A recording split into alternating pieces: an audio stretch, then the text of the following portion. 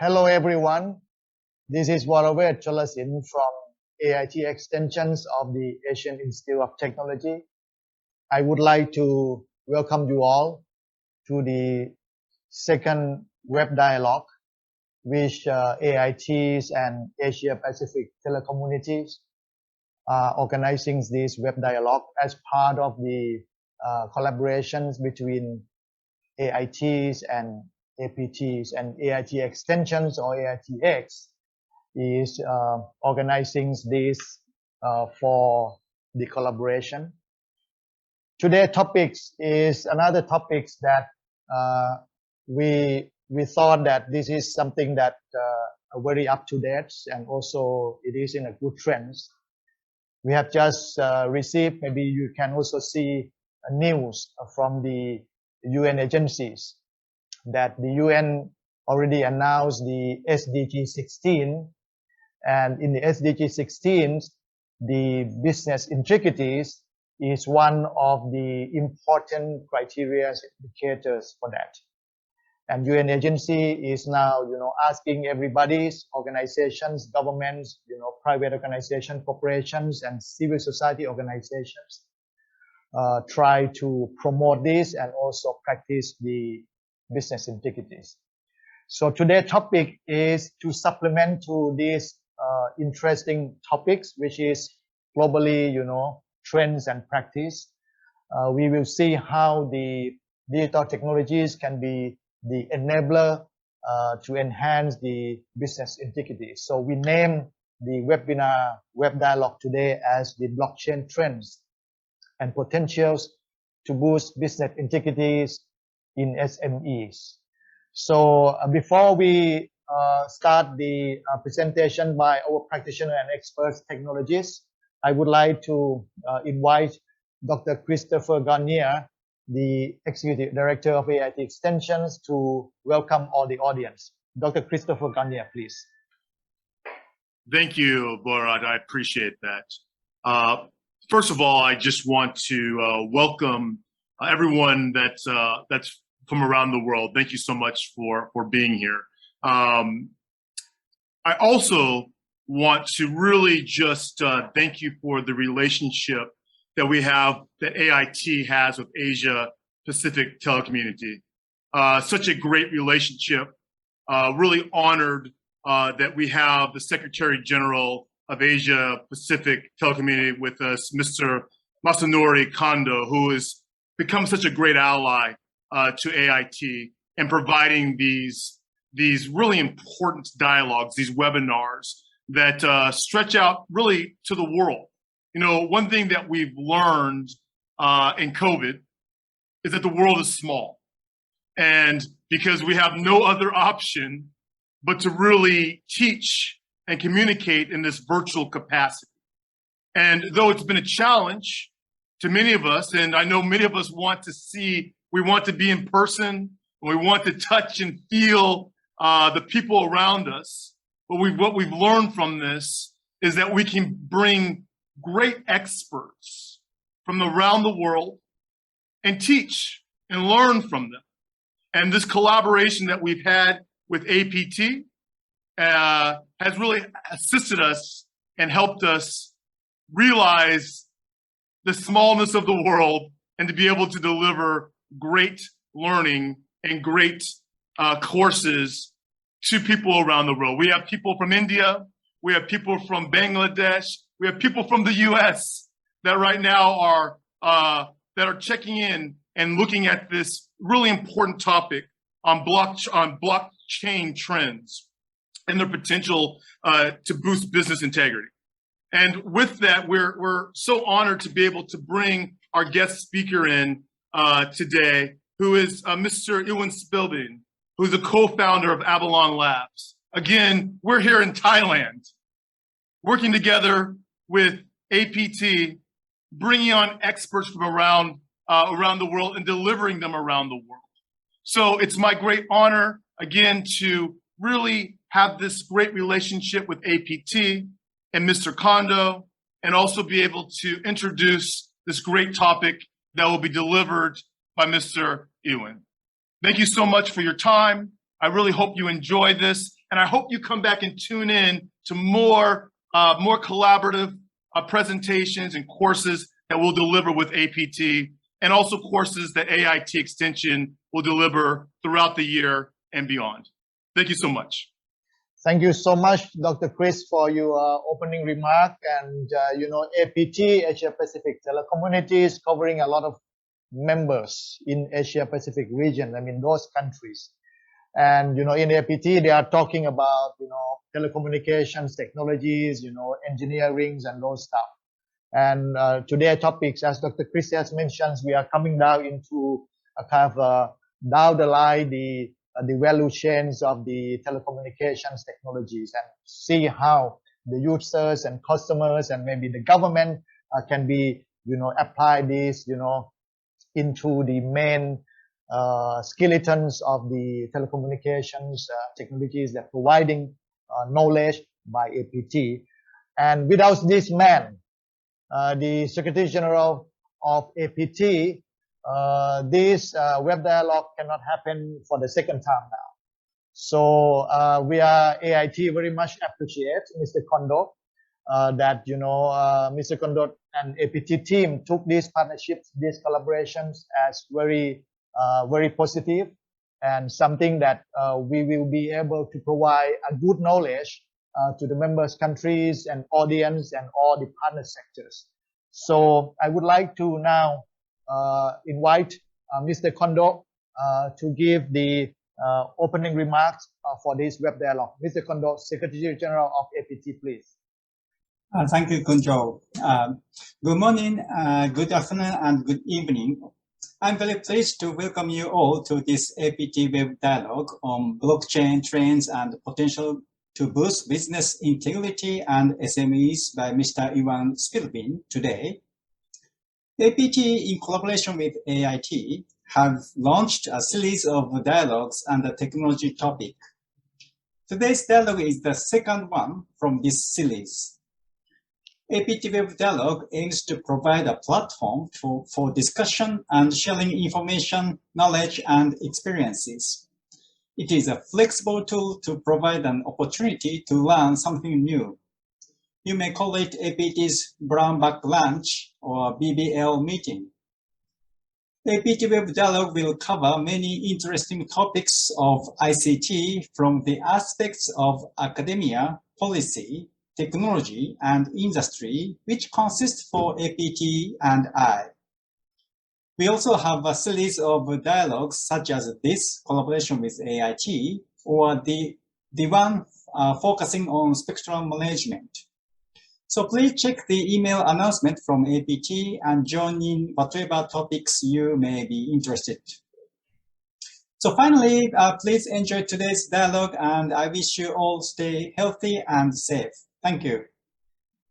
Thank you, sir, Mr. Kondo. Thank you for your speech. So now we have Mr. Ivan Spilbin here, as you see on the screen. Ivan has been working in many countries in Asia, in China, in Hong Kong, in Pakistan, in Thailand, Malaysia, and Singapore. And he has been working in the area of the software development. He introduced many technologies to corporate sectors and governments, especially on the agile organization technologies and waterfall and so on and so forth.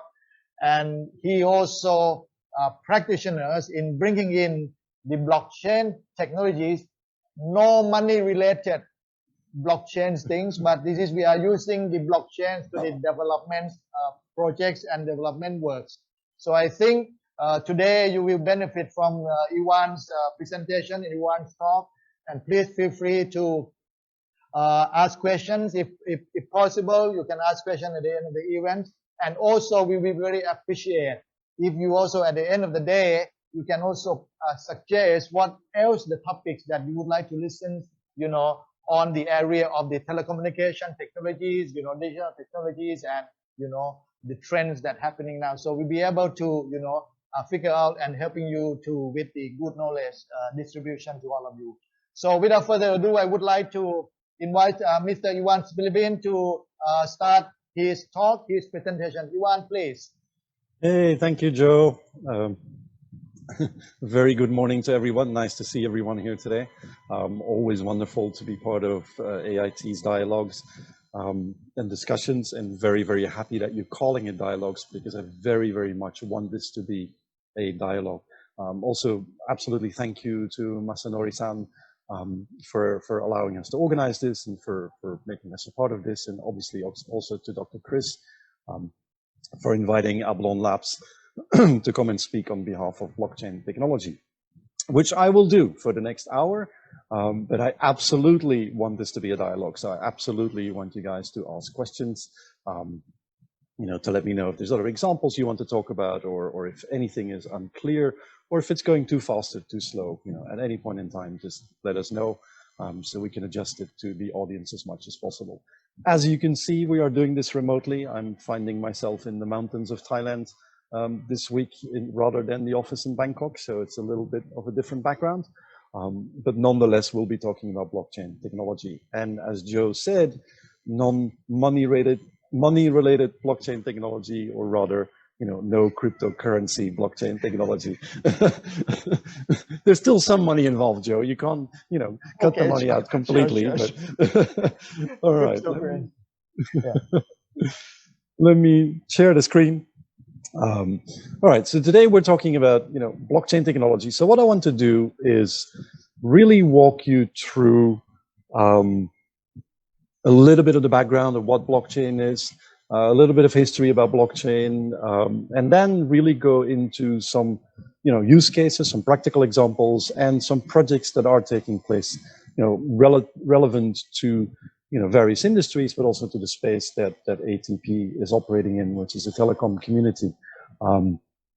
It's really a broad look today as to what blockchain is, how it works, what things to think about when you're setting it up, to give you an idea of the possibilities you would have with it, and also a little bit of a discussion about cryptocurrency and how cryptocurrency relates to the blockchain as a whole.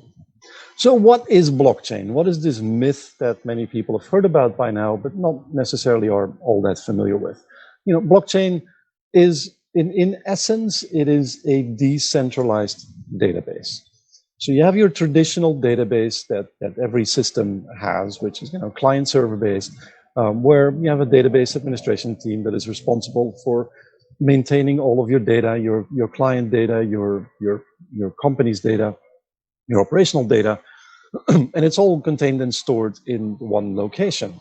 And what the prime function of blockchain is moving that data from this single location, this single potential point of failure, onto a decentralized network where you have multitudes of copies of your database records, so that you can prevent hacking, you can prevent changes to the data, you can prevent malicious use of that data by decentralizing it and by adding cryptography to it. And while doing that, you still remain in full control of the data. So it is not that you decentralize it, that all of a sudden, you have millions of copies of your data and everyone is able to look at it and everyone's able to change it. That is obviously not the way it works. You still maintain full control of your data and your customers' data and your operational data, but it is no longer located in a single point of failure. It's no longer located in a single server, that you need to protect constantly from hacking, from malicious attacks. And the way that works is that data is stored in transactions. And with transactions, I simply mean, any action between two parties on your network.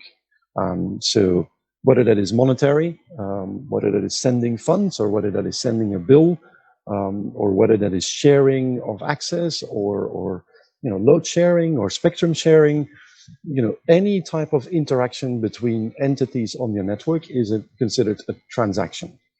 These transactions are captured. The data in these transactions is encrypted.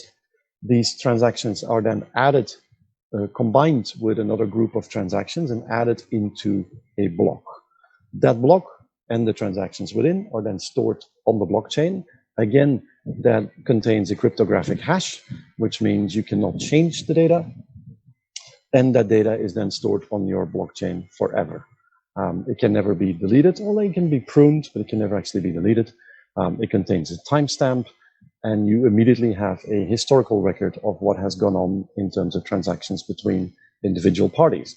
Whether that's, as I said, whether that is a bill, whether that is a payment, whether that is spectrum sharing, whether that is load sharing or roaming, or any other interaction that users have within your network. The most important part of blockchain and the way it stores data is the fact that it is read and write only. Traditional databases, you have read, write, edit, and delete functions where someone can actually go in and change existing data. They can go in and remove existing data, and therefore cause all kinds of problems. In blockchain, that doesn't occur, or that is not possible, let me put it that way. You can read the data, obviously. You can add the data, but you cannot edit the data. You cannot change it. And you cannot delete it. It cannot be removed. Now, obviously, when I say you cannot edit it, for many database operators, then it's like, yeah, but that's a problem because we need to be able to update the data. You can update the data. You can create a new transaction that sits in a subsequent block, in a future block. And depending on how you set up your transactions, that data can, on the display, on the UI end, can overwrite the previous data. But in the blockchain itself, the previous data always exists and the new data always exists. So as an administrator of the blockchain or a power user of the blockchain, you always have the opportunity to see what happened historically and to see what is the most accurate picture. So in a nutshell, when you talk about blockchain technology, you talk about data management, and you're talking about creating a tamper-proof data storage framework for your organization or for your consortium of organizations like ATP that can span across multiple countries, multiple entities, users that are roaming in between the entities, and can really just be a global accessible database that is stored on millions of computers and phones around the world by its users. So in a nutshell, blockchain is a data management framework, a data management system, and then it's a question of how you use it and how you implement it. Before we get to that question, let's briefly talk about the history of blockchain. Not many people are aware of this, but blockchain technology was actually invented or introduced by the NSA back in 1996. They wrote a white paper on cryptographic currency, or cryptocurrency and blockchain technology, and the two have always been connected. So they created this white paper back in 1996, and they had one issue, is that they realized that you could double spend within that cryptocurrency, and that's why it was never implemented. This was a problem they couldn't overcome, which was ultimately overcome by a group of people or an individual, it's unclear, called Satoshi Nakamoto in 2008, who launched the Bitcoin white paper. And in the Bitcoin white paper, he talked about how double spending could be prevented through consensus algorithms, and therefore Bitcoin was born. And because of Bitcoin being born, blockchain was introduced into the world. That's really all I'm going to talk about in terms of the history. Since then, Bitcoin is still around. It's been massively successful. There's a lot of other systems around. You have Ethereum and the Ethereum network, which allows, for users to create their own cryptocurrency, to create their own blockchain systems. You have the Hyperledger suite, which came from IBM, which is now from Linux Foundation, which has free to use non-cryptocurrency related blockchain frameworks and templates that you can use, and a variety of others. I think today you have around 3,500 cryptocurrencies, and every single one of those cryptocurrencies uses blockchain technology. The only thing important to understand in terms of difference between cryptocurrency and blockchain is that you cannot run a cryptocurrency without blockchain technology, at least not if you want it to be decentralized, but you absolutely can run blockchain technology without using cryptocurrency. Cryptocurrency is purely an application of blockchain and is not a requirement to run a blockchain network. What is required is consensus algorithm, and you don't need cryptocurrency to run consensus algorithms.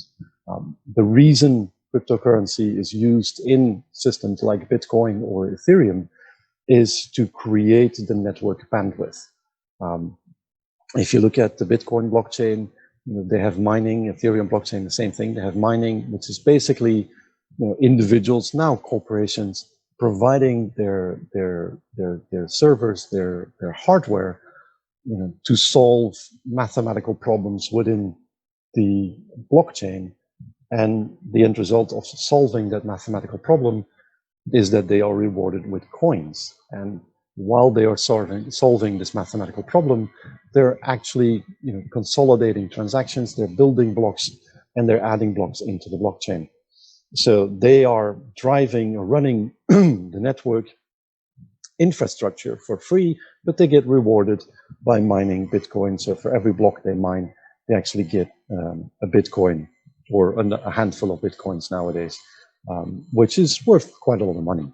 And since they can mine a block every 10 minutes, it adds up very, very quickly throughout the day. So it's a way for the network, without infusing cash into the network, to drive the network and to drive bandwidth into the network. If you're an organization like ATP, you don't need mining, you don't need individuals or outsiders to actually provide your network bandwidth, because you have the network bandwidth. You have your existing network, you have your existing server farms, you have your existing infrastructure, which you can decentralize across multiple countries and multiple locations, and therefore run the network as you are running it today with the budgets you have today, without the need to do mining, and therefore without the need to have cryptocurrency. Obviously, it's an option. You can have an ATP coin to run an ATP network, or you can not have an ATP coin to run an ATP network and use the existing infrastructure. So that is just one of the decisions you make when you implement blockchain, is whether there is a need, whether there's a value to have cryptocurrency, whether there's a value to have external parties provide you with network and bandwidth that you pay for through cryptocurrency, or that is free, depending on how you set up the network. So important to remember, no cryptocurrency, no decentralized cryptocurrency without blockchain technology, but you can absolutely have blockchain technology without a decentralized cryptocurrency. And you can have a combination of the two. You can have a centralized blockchain with cryptocurrency, or a decentralized blockchain without cryptocurrency. We'll touch more on that in a little bit. So, as I said, blockchain is tamper-proof. It is decentralized, and it's a data storage framework. Now, blockchain has been around since 2009, late 2008, 2009. And the reality is that to this day, blockchain has never been hacked. It is actually, a decentralized network is impossible to hack today. Yes, some of you may have heard that there are quantum computers out there today. There's not that many, but there are a good 5 to 10 quantum computers around the world, owned by very large organizations and governments. And in principle, a quantum computer, since it has 1 million times the capacity of a regular computer, could hack into a blockchain. But that is very, very theoretical today, and that, again, would require a lot of bandwidth and a lot of power to overpower a network. And I'll touch base on that a little bit more in a second. So why is it tamper-proof? Tamper-proof because you read and write data only. So every time you have a transaction, any interaction between two individuals, you create a transaction. That transaction has your public keys attached to it. It has your information attached to it, and it obviously has the transactional data in it or attached to it. That is then, hashed with a cryptographic hash. In other words, that is encrypted, and it receives a cryptographic hash, which is a unique combination of 256 characters that represents the data that you've added into that transaction. And any change to that data will give you, even a small change, even adding a comma or a space or removing a space, will give you a different cryptographic hash. So when you create a transaction, you run into the hashing algorithm and you receive a cryptographic hash. From that point onwards, any changes to the transaction changes the cryptographic hash, and therefore it's immediately obvious to people that a change has occurred, and therefore that part of the blockchain is going to get rejected. So remember, your transaction has a cryptographic hash. You can have a multitude of transactions in a block. So you combine all of these transactions, or you add all of these transactions, sorry, you don't combine them, you add all of these transactions into a block. Each transaction has its own unique cryptographic hash. Then you add the data of the date of creation, the date of the data of the creator of the block, and you hash the entire block. So you run the entire block through a cryptographic hash. That means that the block in itself has its own unique 256 character hash, which contains the data of the block and all of the data of all of the transactions in the block, which again in turn implies that if any change occurs to any transaction in that block, the hash of that transaction changes, and therefore the hash of the block changes, and therefore you know that data has been tampered with and you reject that block from the network. The other thing that a block in a blockchain contains is it contains the cryptographic hash of its predecessor, of the previous block, and that's where the chain element comes into play. You have your current block and you have your previous block. You take the hash from the previous block and you add it into your current block as an element, which forms part of the hash of your current block. So now you know that if a transaction in a block is changed, that changes the hash, the cryptographic hash of that transaction, which changes the cryptographic hash of the block itself.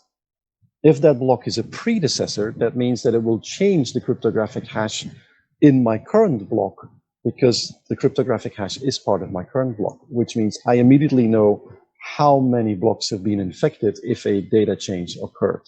Therefore, I can reject that chain of blocks and use another chain from my decentralized network and not deal with data tampering. So far, blockchain is 100% tamper-proof.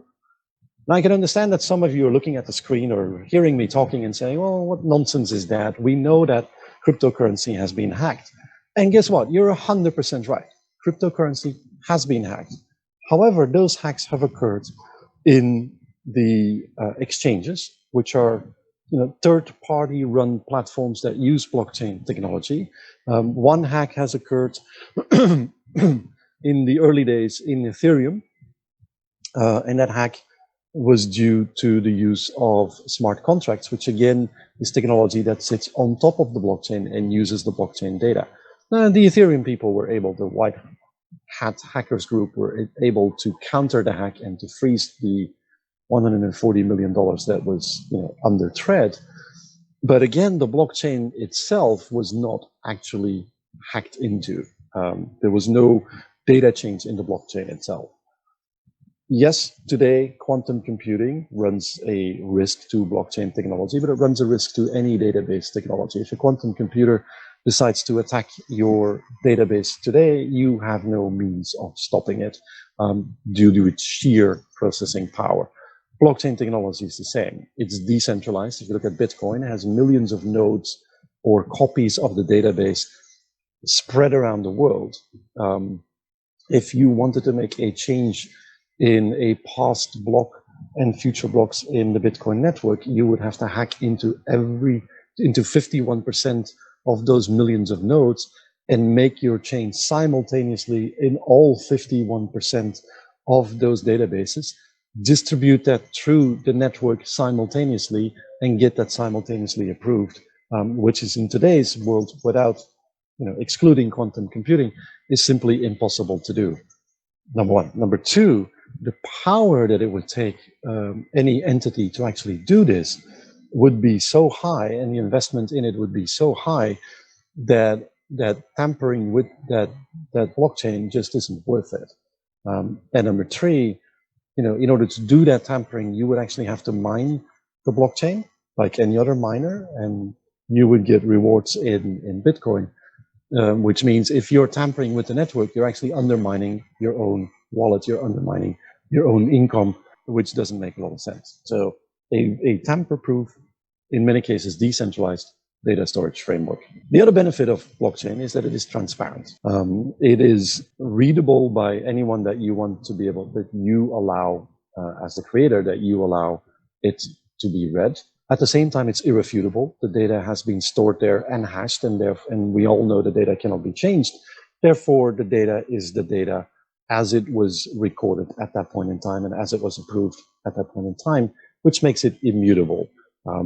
As long as that approval is there, that transaction that takes place can be approved by the two parties involved in the transaction. As soon as the two parties approve it, the transaction is real, it is stored on a blockchain, and therefore it cannot later on be refuted as not being real.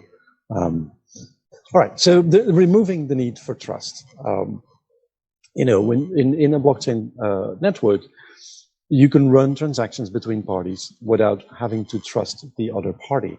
If you take cryptocurrency as an example, I can send cryptocurrency to someone around the world that I've never met, and I know for sure that they will receive it, or they can send it to me, and they know for sure that I will receive it. They can also check in the network to see that I actually have the funds that I claim to have that I'm going to be sending, and they can see the transaction, and they can see when the transaction occurs, who approves the transaction, without necessarily naming individuals. They don't need to trust me. And the same applies to any data that is stored on the network. So if you, for example, store housing data on the network and house ownership data, construction data, construction materials data, you store that information on the network, you approve it through various parties, the owner of the house, the provider of the materials, the construction company, the government that checks. So, you have various parties that can approve the transaction. You have the owner of the house, you have, the government that can come and check the facilities in the house, you have the contractor, you have the materials provider. You have various, in this distribution chain, you have various parties that can approve and stamp various transactions within the supply chain, and therefore create the need to not trust any party when you purchase the house. You could purchase a house without ever visiting the house, simply by tracing all the transactions used to construct the house, and by checking the validity of all the approvers in that blockchain. Completely removing the need for trust, not having to worry about whether the person that is selling you the house is telling you the truth about the materials used, the construction date, who was involved in it, the fact that it was checked, the fact that it was approved by the government, that the power connections are correct, etc., etc. You can literally buy a house anywhere in the world without ever visiting it, and without trusting the person selling it, because you can trust the supply chain and you can trust the data in the blockchain. I predict that blockchain will gradually replace any and all traditional database systems, or at least 90% of traditional database systems over time. If you look at blockchain today, it's still very new. 2008, even though in human years it is 13 years ago, in human evolution years, this is an extremely short period of time. In technology years, this is a reasonable amount of time. A reasonable amount, enough for most people in the technology industry to be very aware of what it is, to have looked at it and to understand the benefits it can bring and whether it is a technology that will stay around. I think that is for most people in technology clear now that it has its benefits, it has its uses, it will stay around. It is a potential replacer for traditional database systems. It is more secure. It removes the need for trust, so it has a number of benefits. And it will, in many, many cases, gradually replace traditional database systems, as well as be a great disruptor for certain industries. And the biggest disruption there sits in the banking industry.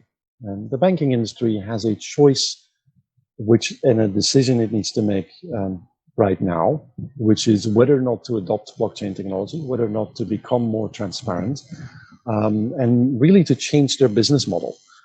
The banking business model is, to be honest, a very outdated business model today. You still have, Nostro accounts and Vostro accounts. You have, all these intermediaries sitting in between when you do an international money transfer. That is really no longer necessary. If you look at blockchain technology and cryptocurrency in particular, I can send cryptocurrency to Belgium right now, and it will be there in 1 second. So I can transfer funds from Thailand to Belgium or anywhere in the world in 1 second, and my recipient will have those funds in hand in 1 second, and I can do it without paying any fees to do it. Whereas if I go to my bank and transfer money, yes, I can do that online, sure. I can go into the online banking system. I can transfer funds across the world, provided I have registered the account.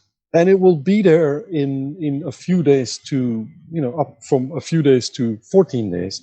And I have to pay a fee for that, which is no longer in today's day and age a viable business model. I should be able to manage my funds. I should be able to transfer my funds at any point in time, however fast I want to. And you've seen that evolution already in national transactions, but it's still very much lacking in international transactions. On the other side, you have a lot of unbanked. You have a lot of people that the bank does not want to have as customers because they're not interesting in terms of earnings for the bank. They cost more as a customer than they generate in revenue. And again, blockchain technology can actually help with that. So the banking and finance industry is an absolute sector for blockchain technology.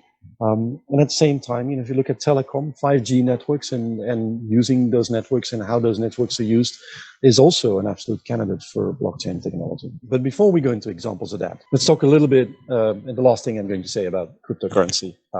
So yes, you can use a cryptocurrency in your blockchain solution. And if you are going to run a cryptocurrency, at least if you want to run a decentralized cryptocurrency, you will need blockchain technology. So you cannot operate a cryptocurrency without using blockchain. But as I said before, you do not need cryptocurrency to operate a blockchain solution.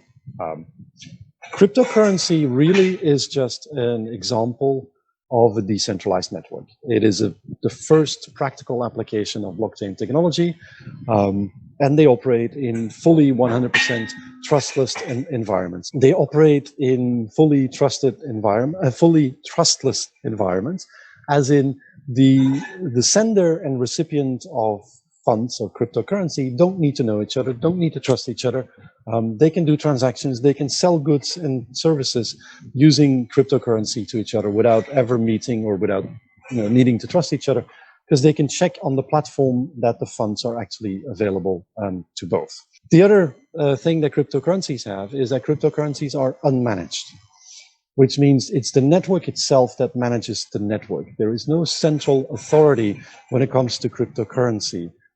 They simply rely on the consensus algorithms. And this is something that obviously doesn't work for many organizations, where the organizations want to have some type of management or control in the data and the structure that is being built. So there you can go into consortium type blockchains. With cryptocurrencies being unmanaged, it doesn't mean that there is no group behind it. It doesn't mean that there's no group of people that run the network, or at least do some form of management on the network. But it means that every participant in the network has a say in how the network is being managed. The downside of that for cryptocurrencies is that any updates to the platform, any changes they want to make to the platform, needs 51% consensus from the entire network. So they have voting rounds on updates and changes to the network. That can take a very long time. You're talking about 6 months to a year, just because there's millions of people involved, and you need, let's say 4 million people. Well, you need more than 2 million people to actually agree on the change before the change can be implemented, because that is built in, that is baked into the coding for the network.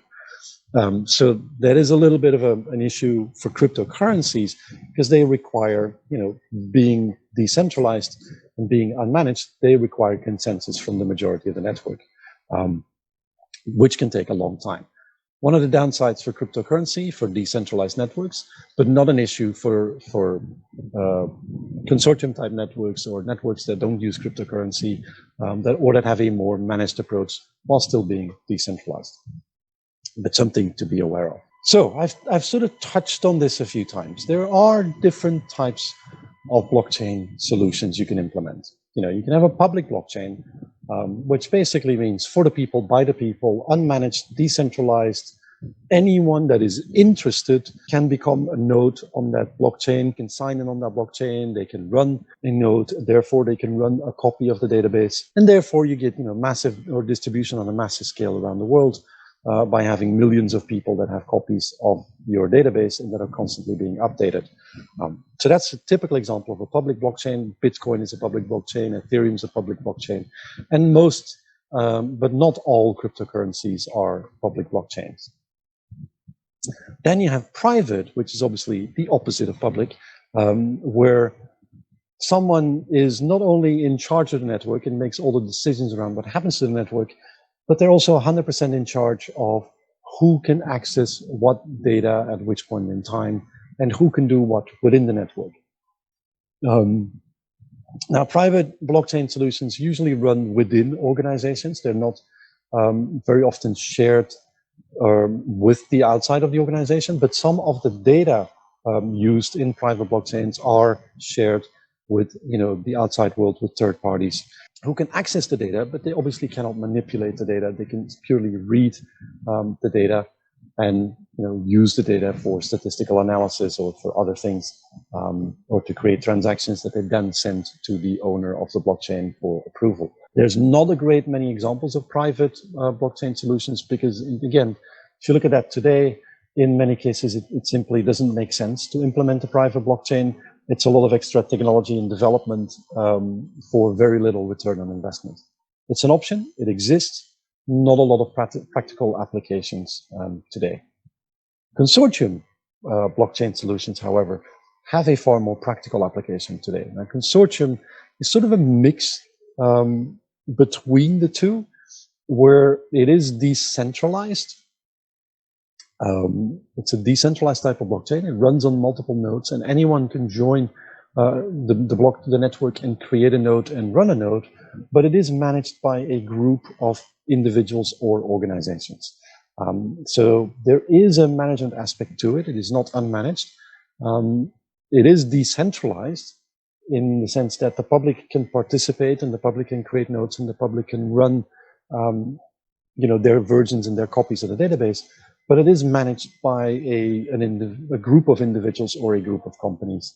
And then there is hybrid, which is, again, a mix between the two, where you can have transactions being created within a private blockchain environment, but stored as data on a public blockchain environment. So you have a private blockchain where it's run by either an individual or a consortium, but then the data is available to the public, where it becomes completely decentralized and therefore becomes a public blockchain. And an example of that is Bakong, which is a project that is currently in testing phase, which is a banking solution to help bank the unbanked.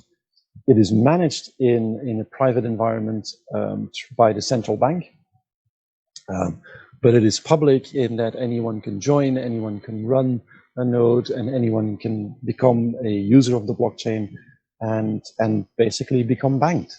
And I'll talk a little bit about that more in a later slide. But simply remember that there is these 4 options and that you can combine these options any way you want to. It depends on your use case, and it depends on what you and your users actually want to get out of your solution.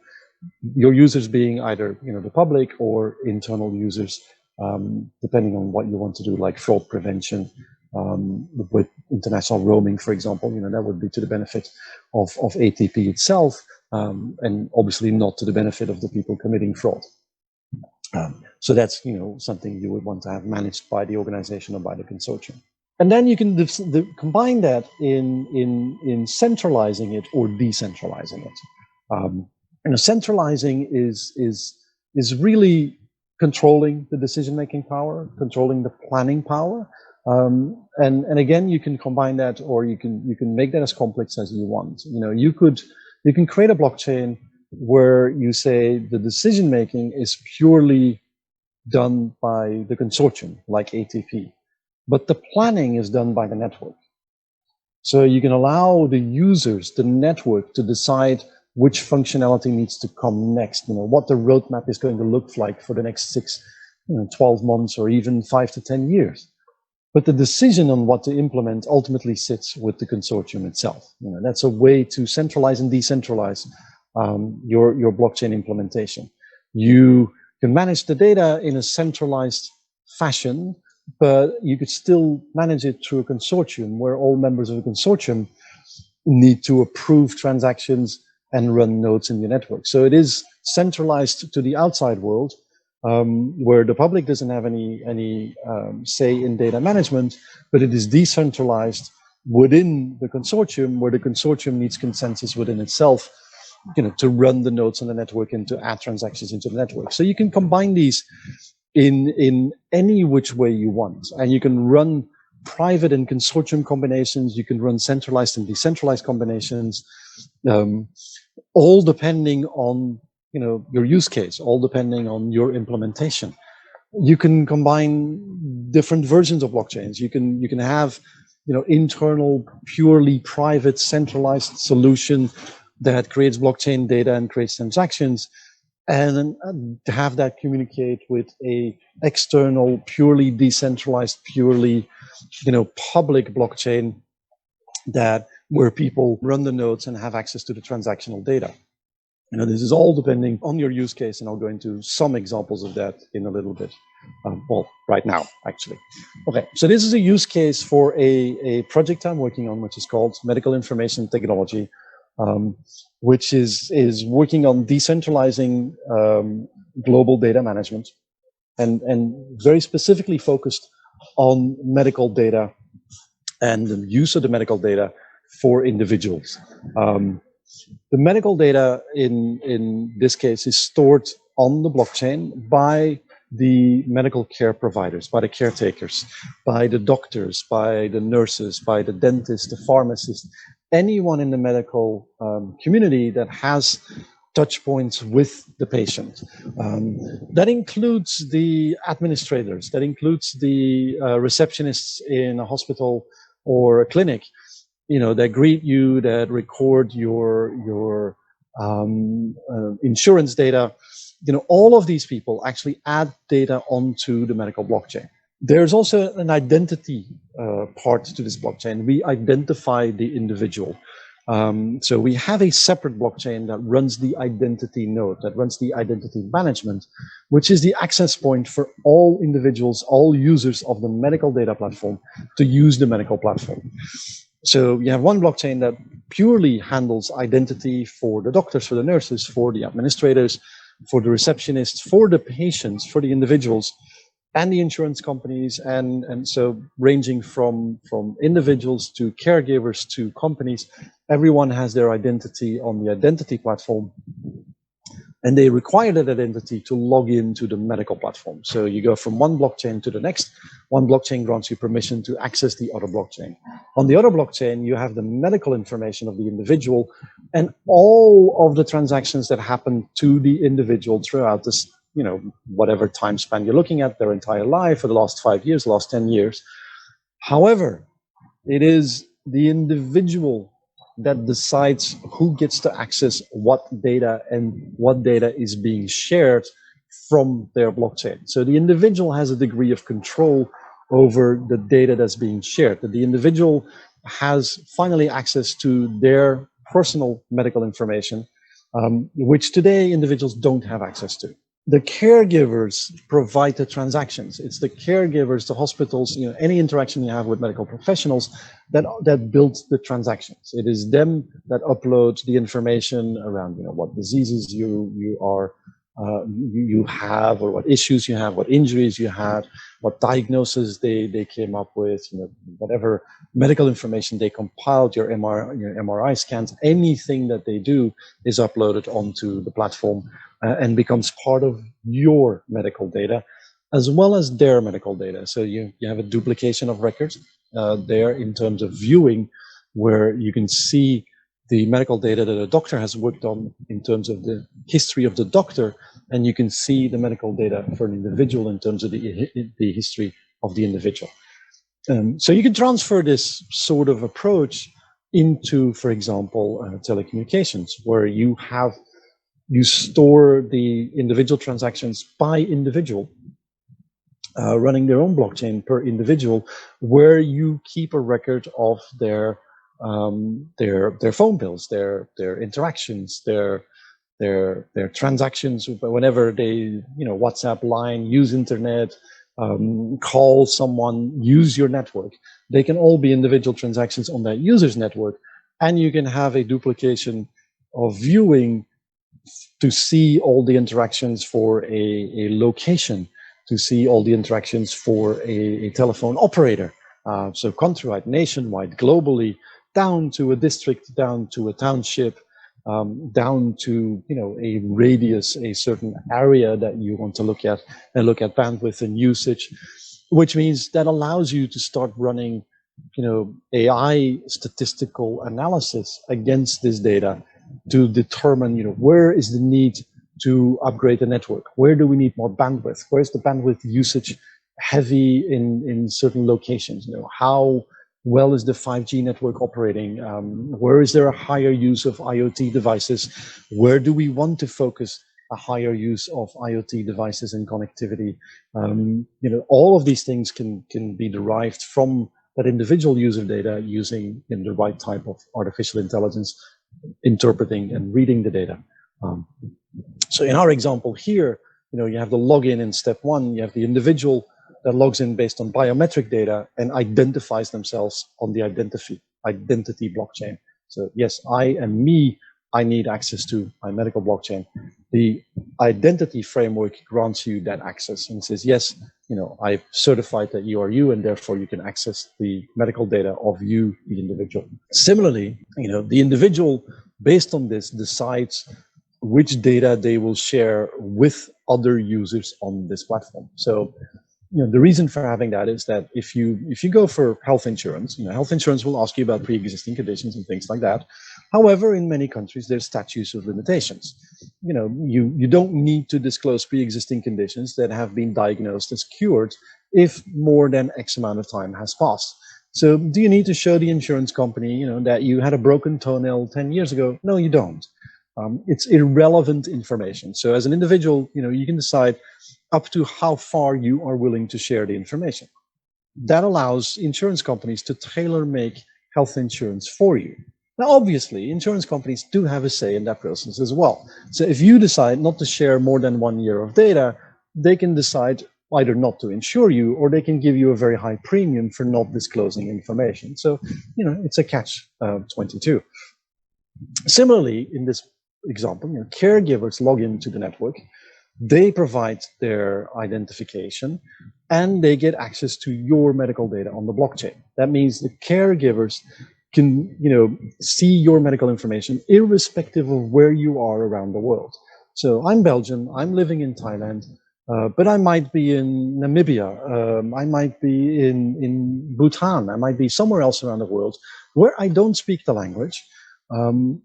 But I do have access to all my medical information because I can access that medical information from anywhere where I have an internet connection. And so can the caregivers. So I don't need to call my hospital if I have, an accident in Bhutan. They can access my medical information. They can see what medication I'm taking. They can see what allergies I have. They can see what pre-existing conditions I have, and they can give me the right treatment, all based on medical data stored on the blockchain. If they give me treatment, they add new data onto the blockchain based on the care that they have provided. That in turn then helps, for example, a pharmacy to check what type of medication they need to provide me based on the suggestions from the caregivers. And when the pharmacy gives me medication, again, they add the subscription fulfillment onto the blockchain. So you can see what medication a person officially has received over a span of time. You can actually run analytics around that, to ensure that people are taking the right medication, that they're not taking medication for too long a period of time, that there are no dramatic side effects. You can also run analytics on that in terms of the spread of diseases, COVID being an excellent example of this, a very unfortunate example, but a good example in terms of disease spreading. As this is being diagnosed and as this is being loaded onto the platform, our statistical analysis can start picking up individuals, not named individuals, not identified individuals, but individuals in areas, in communities, and look at how quickly diseases are spreading on a global level. Looking at how effective certain vaccines are on a global level, or on a down to a district level or 100-meter radius level. So again, a lot of uses for this on a global scale by simply having it on blockchain technology and being able to share that data. All right, some other examples. As I said before, you have the banking system. So there is a blockchain banking solution that was created between Soramitsu company and the Central Bank of Cambodia. It's called Bakong.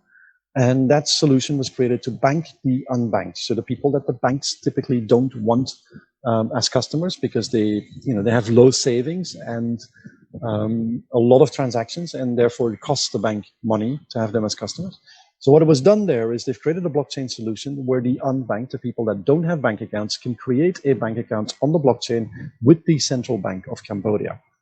As soon as that account is created, and that's a matter of minutes, those people can then receive funds in that account from any Cambodian bank. So anyone wanting to transfer money to them, to those individuals, they can transfer that money to their Bank of Cambodia account, which is a central bank having individual bank accounts, the first. And that means that those people can actually use that money, do local transfers as well as international transfers with that money immediately. As soon as funds arrive, they can send those funds to anywhere they desire around the world. So it's a fairly innovative approach. And it, to a degree, right now it addresses a market that the bank doesn't want to address, which is the unbanked, of which there are a lot in a lot of countries around the world. It's a huge market. But over time, this has the potential to replace traditional banking systems. It is faster, it is easier, it is more convenient, and it is a lot less expensive to run, and it is a lot less expensive to do transactions on. So this is something for banks to look out for. Blockchain solutions in justice systems. I've had discussions about this as well in the past with governments of Bangladesh and other areas, where there are platforms, blockchain-based platforms for digital evidence sharing, for security, security access, verification. You can use blockchain for collecting and storing, digital information around forensic information and forensic analysis, for example. So as soon as a crime has taken place and a forensic expert goes to the crime scene, or even a police officer goes to the crime scene and takes fingerprints, you can store a copy of those fingerprints onto blockchain as a transaction. As soon as that is stored, that is tamper-proof. That fingerprint will always be there. The location of that fingerprint will always be there. The required data you need for it to become forensically viable information will always be there. So no longer, loss of forensic information, no longer wiping of data, no longer storing it in a police district somewhere where everyone and the janitor has access to the forensic information and therefore can, destroy it, remove it, accidentally misplace it. So, you can use blockchain to capture that information and to store that information decentralized and give all justice departments as well as law enforcement departments access to it, and it becomes easier to share between law enforcement organizations across the world. And lastly, in justice systems, like proof of delivery, proof that something has actually been delivered. Today you can use post office for that, you can use registered mail for that, but again, you could use that through blockchain technology and globalize that as well, and therefore, have a 100% guarantee that something was received on a certain date, whether it is a court order, whether that is, any other documents or any other type of evidence. So if evidence is moved, for example, from a location in a police station to a more secure location, again, you can have proof of delivery that evidence was moved by whom at which point in time, and that it was received by whom at which point in time. Logistics industry, lots of work taking place in logistics, in terms of supply chain management, contract management, identity management, documentation, certification, real estate. There's a lot of blockchain projects with cryptocurrency, without cryptocurrency. There's blockchain projects where, they're selling real estate or apartment buildings or units in apartment buildings, and represented by cryptocurrency. You have real estate projects that are sponsored 100% by cryptocurrency, where selling the coin is what allows the construction of the building, and therefore the coin owners become owners of the building and have a residual value to that. Lots, of course, around contract management. As I said, making it tamper-proof, providing proof of delivery, providing evidence that contracts were signed at certain dates. It becomes irrefutable. So anything you see that has a need to be irrefutable, falls within that sort of contract management realm. And then, of course, government, voting registration, voter registration, and voting registration. A very, very good example of blockchain in practice with governments is the country of Estonia.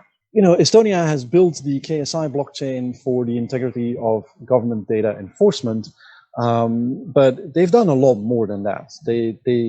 Voting in Estonia is going through blockchain. Government interactions are managed through blockchain. Their entire government has gone digital. Your identity is stored on blockchain. They've taken leaps and bounds beyond other countries, and other countries are gradually following. You also see governments heavily looking into the use of cryptocurrency to replace or supplement the current national currencies. There is examples of that in Scandinavia that are taking place. Haven't been implemented yet, so they are working on it. But even in Thailand here, the government is talking about that, to create a digital baht, local currency being Thai baht, to create a digital Thai baht that removes the need for printing money, that allows for easy, instant transactions around the world. There's a lot of benefits to that. So a lot of governments are looking into cryptocurrency issued by the government. So obviously that will be more centralized rather than decentralized, more likely a private blockchain rather than a public blockchain, but in a hybrid approach where it's private in terms of the management and the issuing of the currency, but public in terms of the usage and potential viewing of the data around that cryptocurrency.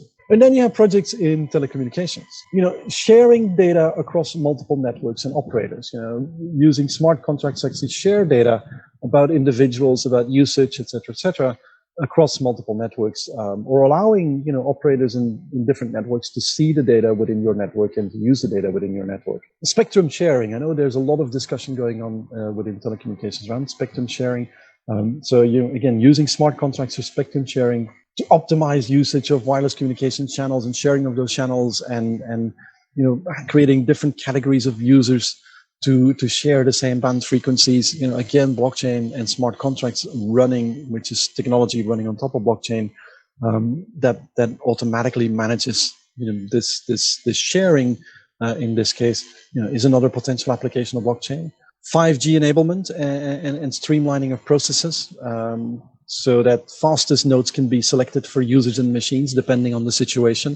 Ensuring that law enforcement or emergency personnel, has the fastest access at any point in time whenever there is an emergency.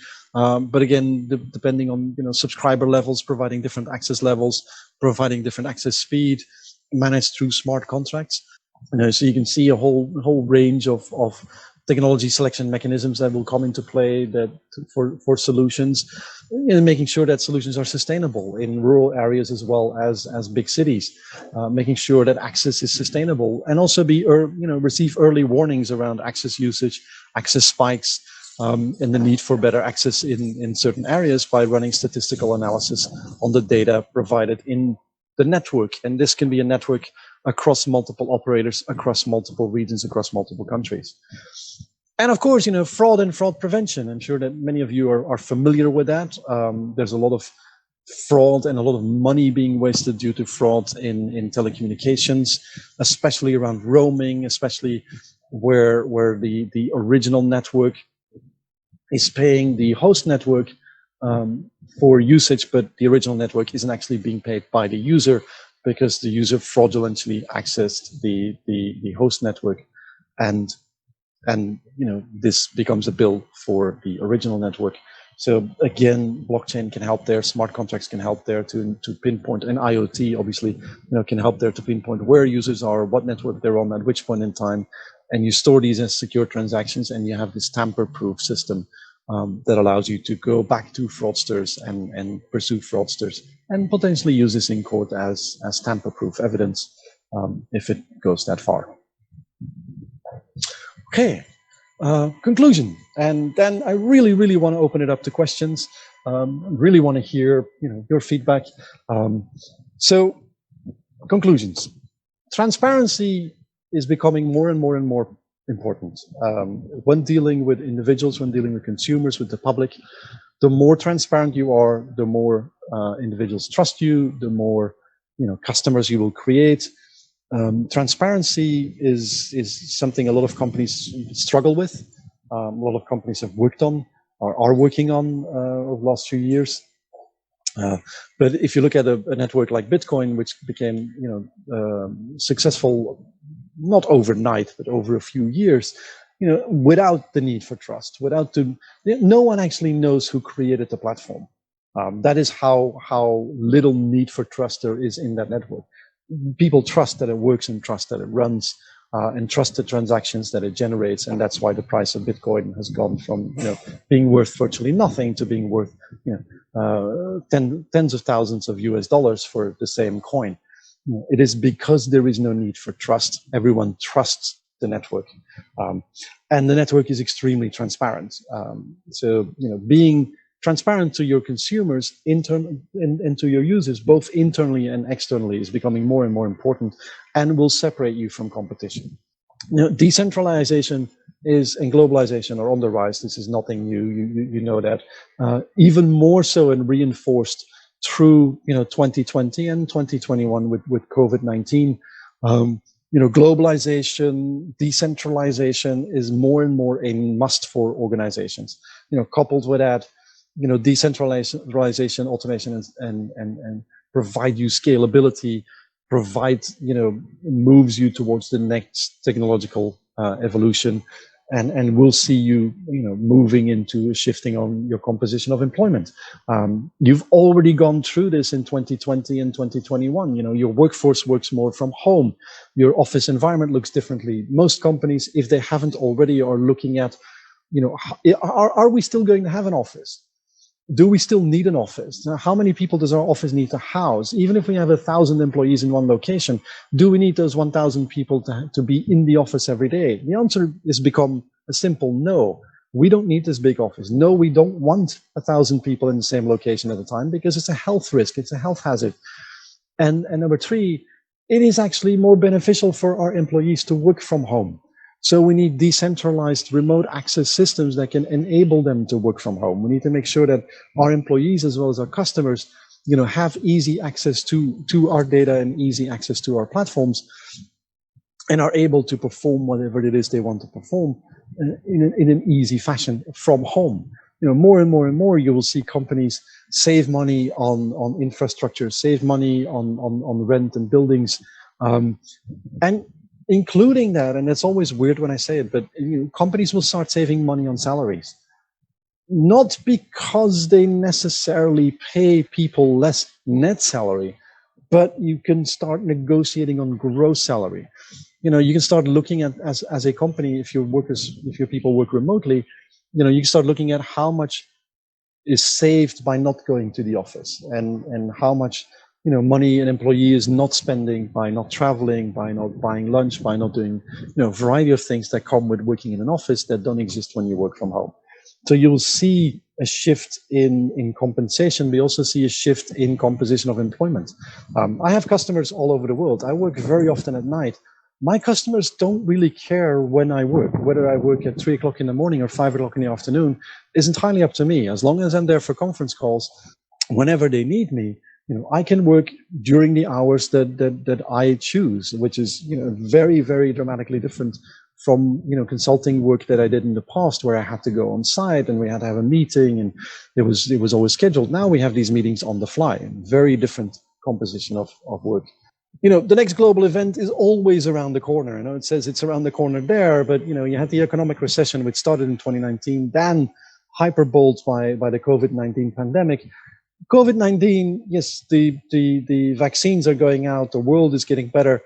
Something else will come. Something else always comes. In 1 to 5 years, another disaster will happen. It's guaranteed. Happens all the time. Maybe more, regional. It may not be, global, but they always happen. So that every 5 years you have a dramatic event that takes place in the world. we need to start rethinking how data is managed and how data is being used to counter these dramatic events and to make sure that we're ready for the next one, even though we don't know what the next one is going to be. And of course, lastly, integration complexity. You know, if you're running a decentralized data set, you know, integrating with that data set is a lot easier than having to integrate with everyone's private system. So if you have a public system or a semi-public system, it's a lot easier to integrate or to handle data integration and integration of different systems. There you go. That is blockchain in a nutshell. I know that's a lot of information. It's a lot to take in. So I'm more than happy now to deal with any questions you guys might have. Thank you, Iwan. Thank you. So, audience, if you have any questions, you can raise your hands. You can see the raise hand buttons there. So we can switch on your microphone. So now there is a few questions on the screen. Number one question is, this is very interesting. If the government want to start, how much money that the government has to invest? So now it's about money.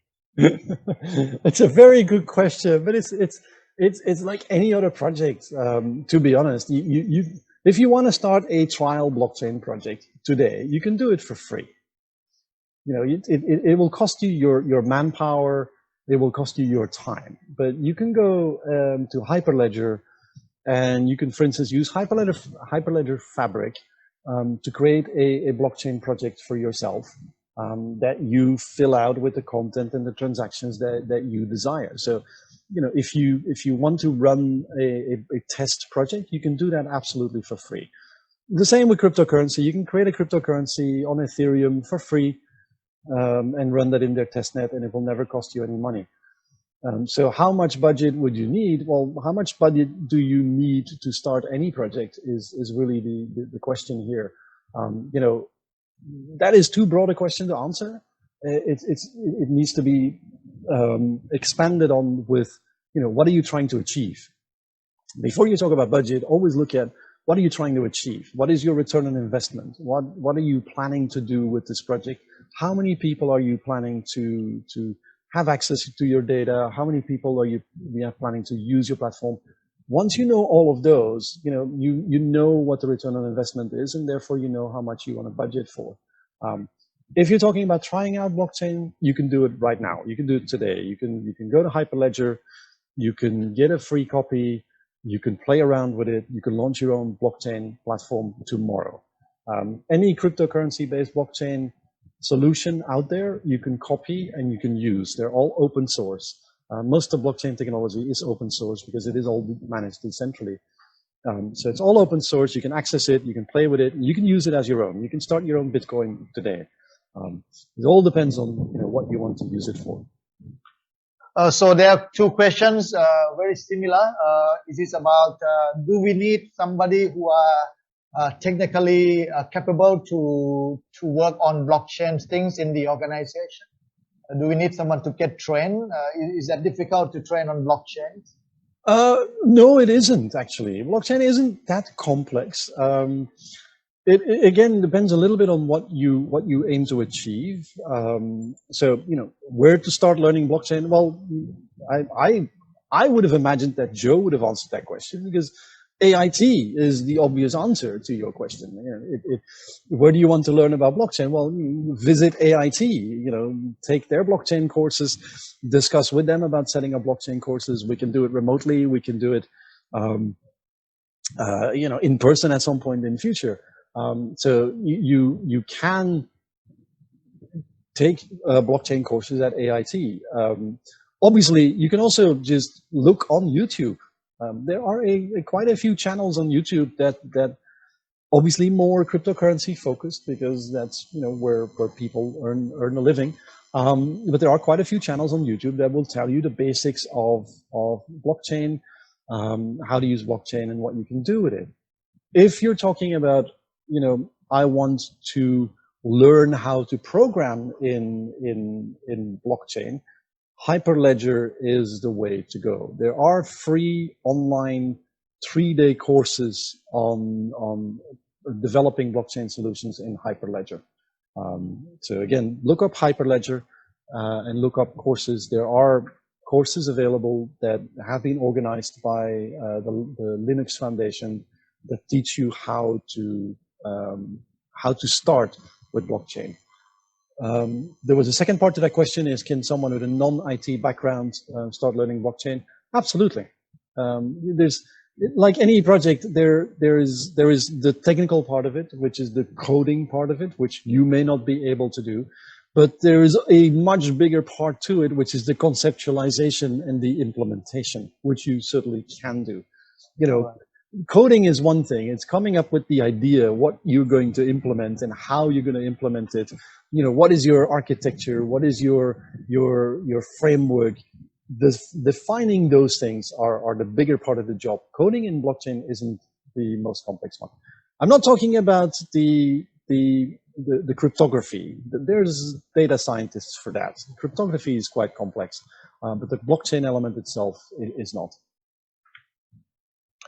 The next question is about can we use this blockchain to identify the real owners of the properties or for real estates or lands or anything like that? I mean, if we want to know the owners of that properties or lands. Yes, if absolutely. we are the government, yes. Well, okay. So there's this is more of an ethical question, which is, there's a lot of discussions I have around it. I actually have a whole course on just talking about ethics and artificial intelligence and blockchain. This is more of an ethical question, right? The government, people say, well, the government is trying to get access to my data. Newsflash for most people, the government already has your data. You know, you have an ID card because the government gave you an ID card. You have a birth certificate because the government approved your birth certificate. You have a marriage license because the government gave you a marriage license. The government already has all of this data. Now, yes, the government in many cases is trying to collect more, like who owns this property, who owns that property, which has more to do, to be honest, with fraud. You know, Thailand has the same issue. There's a lot of people here that have multiple properties, that rent out those properties, but that don't tell the government that they're renting out those properties. Therefore, they're earning an income that they're not declaring to the government, which is illegal in most countries. You're living in this country, you have to pay tax in this country, and therefore you have to declare your income. So, you know, I get this question quite a lot, like, how can you prevent that the government sees that? Well, preventing the government from seeing that information is actually committing fraud. So I'm not going to tell you how to commit fraud. However, as I said in the beginning, this is about ethics, right? How much information should any individual be able to see about you? That is where you need to look at the solution. This is down to the people that are building the solution. If you look at the medical information platform that I was talking about, that I'm a part of, you know, we spend a lot of time on looking at how do we protect the individual's identity? How do we protect the individual's data? An individual can join our platform and in 10 years' time can exercise the right to be forgotten. You know, we're 100% compliant with all PDPA laws around the world, the privacy acts around the world, to make sure that individuals actually control their data. And more and more and more, we will be moving in that direction.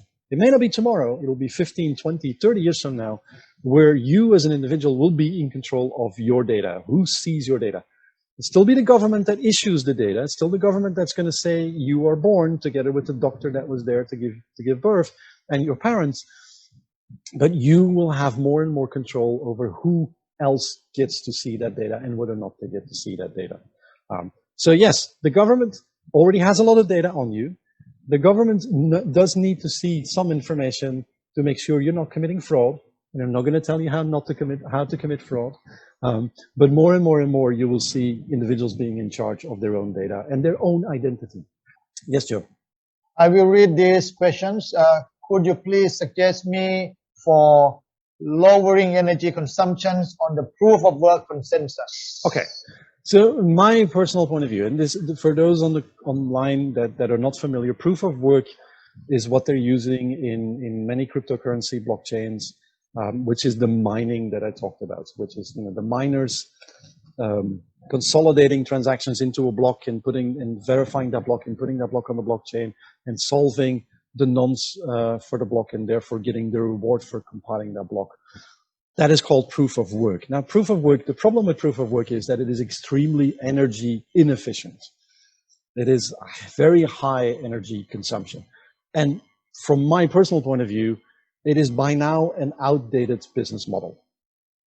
There should no longer be any blockchains that use proof of work. The only reason it existed was because of the altruistic nature of Satoshi Nakamoto that built the Bitcoin blockchain. His idea was that this was a network created for the users, by the users, run by the users, with the whole idea that the users would be the ones that are mining the transactions and the blocks, and therefore get the Bitcoin reward. What they didn't cater for, maybe because of lack of hardware knowledge, maybe because of lack of foresight, or maybe just not being able to predict the hardware evolutions that we are going through. What they didn't cater for is human greed. Very, very quickly, when Bitcoin first came out, I mined Bitcoin with my computer at home. It was just a fun thing to do. It didn't pay a lot of money, but it didn't cost a lot of money.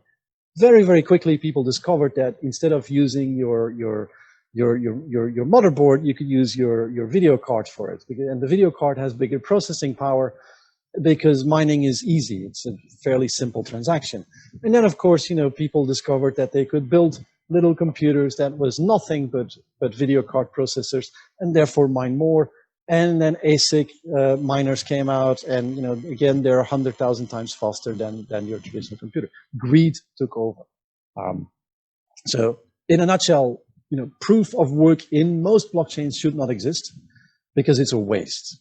You have multiple miners wasting energy on mining the same block, or mining the same transactions rather, to compile a block, and all that energy is going to waste. If you do have to run a network with proof of work because you need this mining capacity, I would change it and have the excess capacity converted into running AI nodes, running analysis nodes on your network, running smart contracts on your network. I would use that excess capacity for that, and therefore, run your network. You can still have competition between miners, but you use a large portion of that competition to actually drive not transactions on your network, but drive artificial intelligence, drive statistical analysis on your network.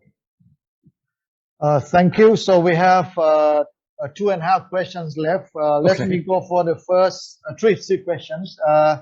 Where does all this decentralized data get stored in the blockchain? Well, it's stored on every user's computer or phone. So if you have 1 million users running a node on your network, then there's 1 million copies of your data on 1 million phones or computers. It's really that simple.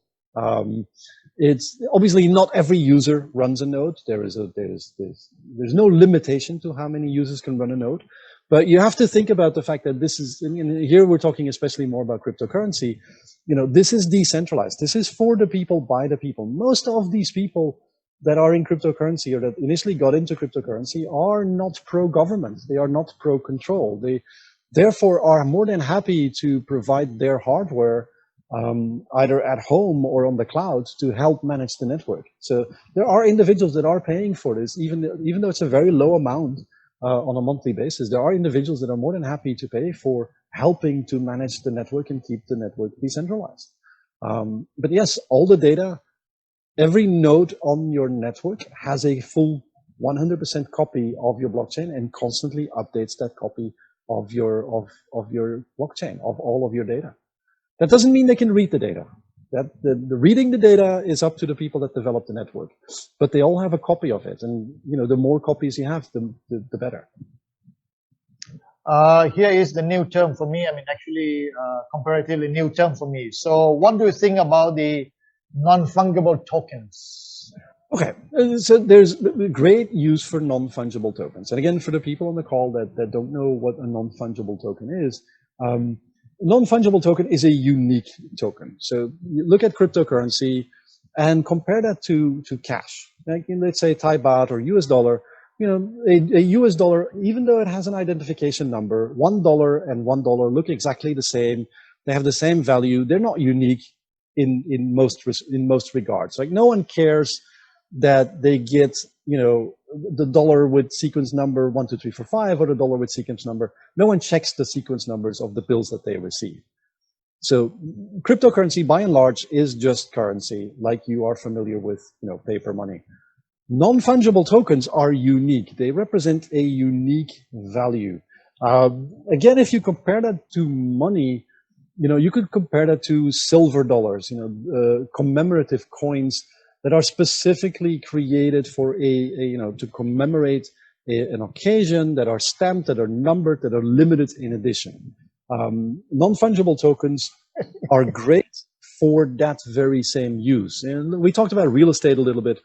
You could represent a house on the blockchain with a non-fungible token, and the owner of the token owns the house. If you sell the house, you know, in the virtual and the digital world, you're selling the token. And whoever is the new owner of this token is the owner of the house. So you don't need to deal with land ownership papers anymore, land ownership, land departments. You know, a lot of that can actually be streamlined and automated. And you could use non-fungible tokens for this. So anything where you can create a unique, where you can need a representation of something that is unique. Houses are fairly unique. If not on the outside, then certainly on the inside. You know, if you look at Thailand, every house is unique. You look at the Netherlands, a lot of houses look the same because they're building these in these complexes. But on the inside, they're all unique. So you can create a token that represents the inside, the interior and exterior of a house, and its configuration, and you can make that into a unique token that you can then use to sell the property around the world, really.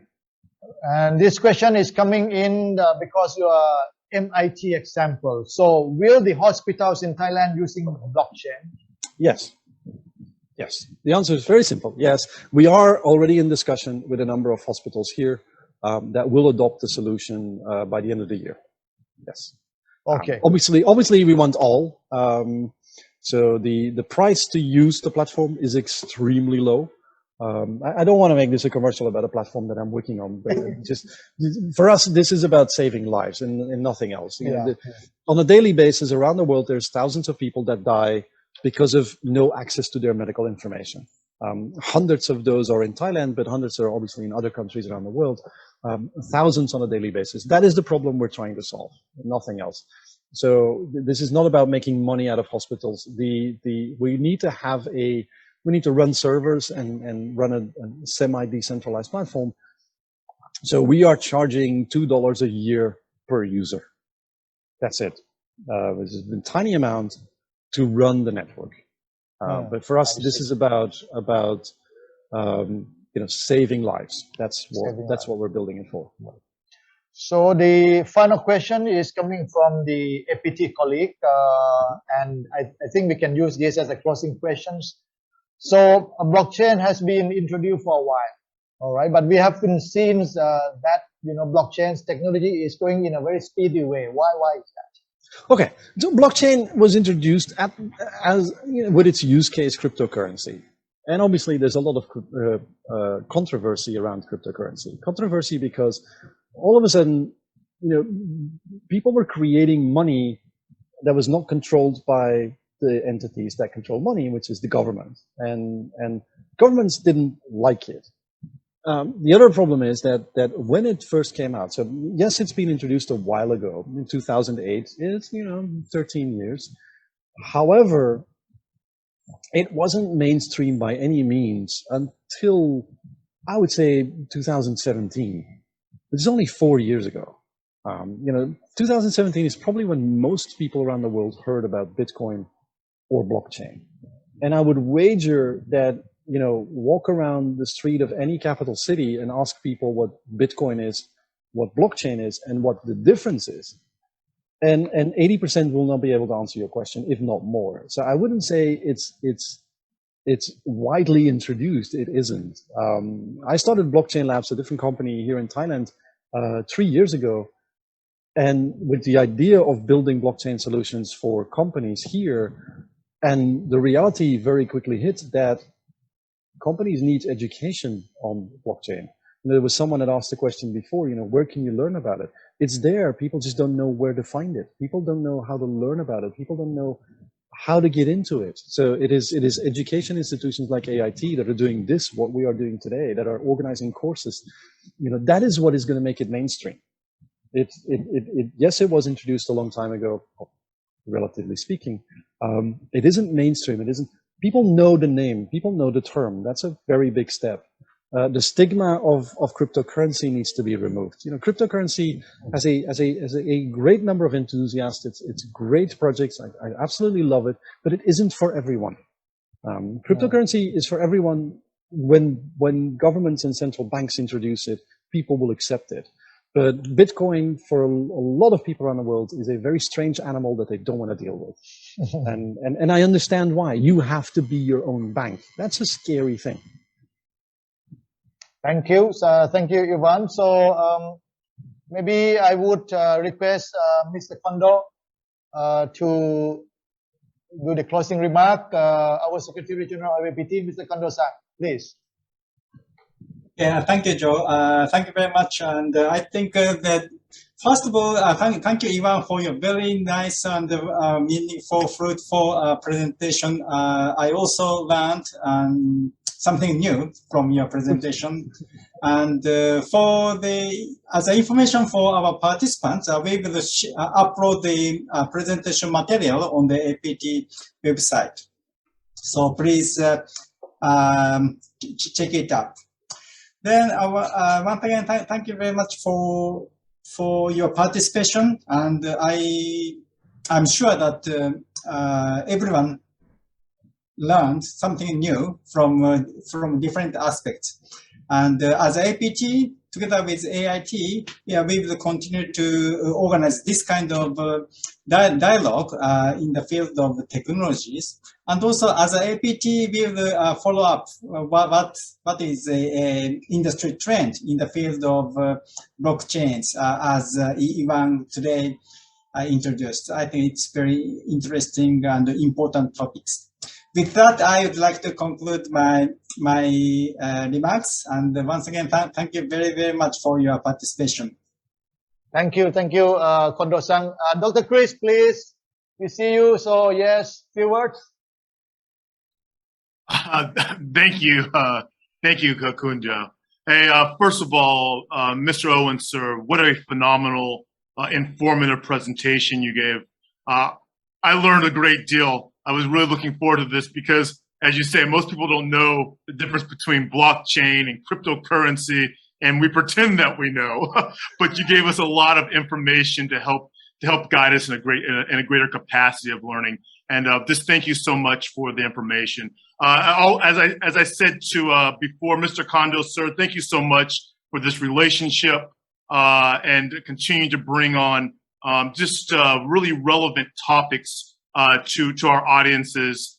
Just so grateful again for that relationship.